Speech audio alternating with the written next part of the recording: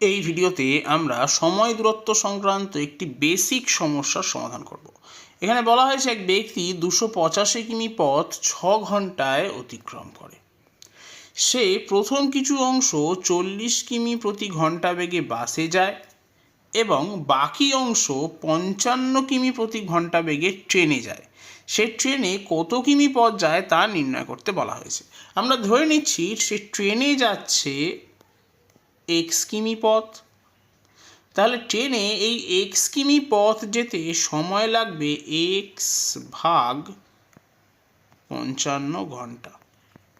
এখন মোট দূরত্ব 285 কিমি, তাহলে বাসে যাবে 285 বিয়োগ এক্স কিমি এবং এই দূরত্ব 40 কিমি প্রতি ঘন্টা বেগে যেতে সময় লাগবে 285 বিয়োগ এক্স ভাগ 40 এত ঘন্টা। এখন এই দুটোকে যোগ করলে আমি পাবো মোট সময় যা কিনা দেওয়া আছে 6 ঘন্টা। এখন যদি আমরা ইকুয়েশনটা সলভ করি তাহলে এক্স এর মান পাবো 165। তার মানে সঠিক উত্তর হবে অপশন বি 165।